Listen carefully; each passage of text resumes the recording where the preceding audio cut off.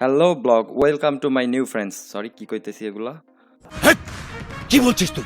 Hello friends, welcome to my new blog. So আজকে আমরা একটা ইম্পর্টেন্ট বিষয় নিয়ে আলোচনা করব। তো তার আগে একটা গুরুত্বপূর্ণ বিষয় আমি বলে নিই। আরে कहना क्या चाहते हो? সো বিষয়টা হচ্ছে, ব্যবসায়িক কাজে আমি কিছুদিন ধরে কক্সবাজারে রয়েছি, আর কয়েকটা দিন পর আমি রংপুরে ব্যাক করব। তো আপনারা হয়তো খেয়াল করছেন যে আগের মতো নিয়মিত ভিডিও আপলোড দিতে পারি না, কজ আমি ব্যবসায়িক যে কাজগুলো আছে এগুলো নিয়ে মোটামুটি একটু ব্যস্ততায় সময় কাটাচ্ছি, যার কারণে আপনাদের ইউটিউবে সঠিকভাবে ভিডিও আপলোড দিতে পারতেছি না। এইটা আমরা জানতাম। তো ইনশাআল্লাহ আপনাদের দোয়ায় এখন মোটামুটি ফ্রি, এখন থেকে কন্টিনিউয়াসলি ভিডিও আপলোড দিয়ে যাব আপনাদের চাহিদা মতো। তাহলে চলো। কিছুদিন আগে আমি একটা ভিডিও আপলোড দিয়েছিলাম, সেখানে আপনাদের মতামত কমেন্ট করতে বলছি যে কে কোন ধরনের ভিডিও চান। ওখানে আপনারা অনেকেই রেসপন্স করেছেন। তাদের মধ্যে একটি কমেন্ট হচ্ছে ওটিসি মার্কেট সম্পর্কে জানতে চেয়েছিল আমাদের এই ভাই। তো আজকে আমরা ওটিসি মার্কেট সম্পর্কে একটু বিস্তারিত আলোচনা করব এবং তার পাশাপাশি কক্সবাজারে সীমিত পরিসরে একটু ঘোরাঘুরি করেছি, সেই ফুটেজগুলো দেখাবো। জিনিসটা জানি কি হইতেছে।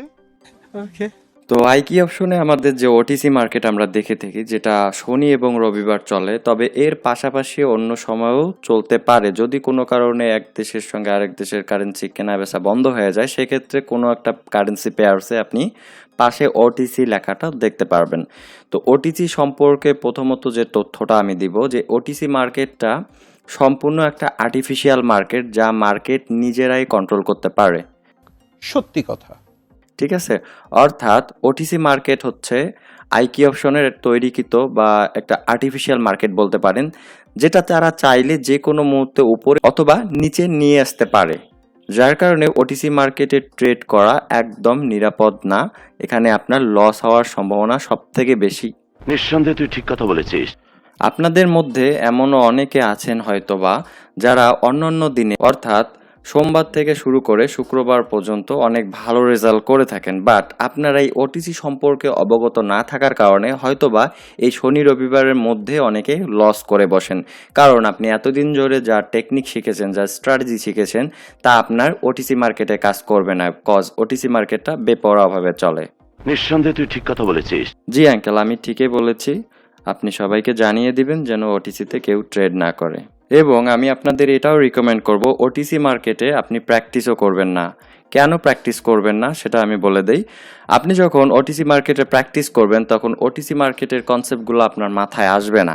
অর্থাৎ আপনি শিখেছেন রিয়েল মার্কেট, অর্থাৎ অ্যাজ এ ট্রেডার হিসাবে আমি কিন্তু ওটিসি মার্কেটের ট্রেডিং স্ট্র্যাটেজি দেখাই না বা দেখাবো না, কারণ এর কোনো স্ট্র্যাটেজি নেই। এটা কিছু কিছু সময় আমাদের রিয়েল মার্কেটটা যেভাবে চলে ঠিক ওইটাকে কপি করে চলে, তবে ম্যাক্সিমাম জায়গায় সে বেপরোয়াভাবে চলে, অর্থাৎ কোনো মিল থাকবে না। আমাদের রিয়েল মার্কেটে যখন একটা কারেন্সি কেনা বেচা হয়, তো এর একটা প্রভাবে কিন্তু এটা ন্যাচারালি তৈরি হয়, ঠিক আছে। আর ওটিসি মার্কেটটা এটা কিন্তু কোনো কারণ ছাড়াই তৈরি হয়, অর্থাৎ সে চাইলে অনেক বড় ক্যান্ডেল উঠাই দিতে পারবে বা চাইলেই অনেক ছোট একটা ক্যান্ডেল মানে দিয়ে দিতে পারবে, ঠিক আছে। তাই ওটিসি মার্কেটে আপনার জন্য প্র্যাকটিস করাটাও নিরাপদ না, কারণ ওটিসি মার্কেটে প্র্যাকটিস করলে আপনি আপনার কনফিডেন্স লেভেলটা লো করে ফেলবেন। তাই ওটিসি মার্কেট টোটালি অফ রাখতে হবে, অর্থাৎ যখন ওটিসি মার্কেট চলবে তখন আপনারা অন্য কিছুতে ব্যস্ত থাকবেন বা ট্রেডিং বিষয়ে স্ট্র্যাটেজি করবেন। অনেকের হয়তো এমনটাও হতে পারে যে অন্য দিন ভালো করতেছে না, বাট ওটিসিতে ভালো করতেছে। এটা হচ্ছে শুভঙ্করের ফাঁকি। অর্থাৎ বললাম তো যে কিছু কিছু সময় মার্কেটটা ভালোভাবে চলে, বাট ম্যাক্সিমাম সময়ে আপনাকে ভালো রেজাল্ট দিতে দিতে এমন একটা সিচুয়েশনে আপনাকে ফেলবে যে আপনার মাথার মধ্যে অনেক চাপ সৃষ্টি হবে এবং আপনি উত্তেজিত হয় বেশি পরিমাণে ট্রেড নিয়ে লস করে ফেলবেন। তাই আপনি ওটিসি অ্যাভয়েড করতে পারলে ট্রেডিংয়ে অবশ্যই সফল হতে পারবেন। এটা হচ্ছে প্রথম ধাপ।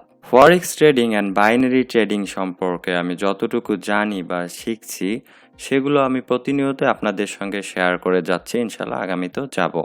আর আপনাদের সাপোর্ট ও ভালোবাসা পেয়ে আমি সত্যি আপনাদের কাছে অনেক কৃতজ্ঞ। আর সেই দায়িত্ববোধ থেকে ট্রেডিং রিলেটেড যত ধরনের সমস্যা আছে সবগুলো সমাধান করে দেওয়ার চেষ্টা করি সকলের।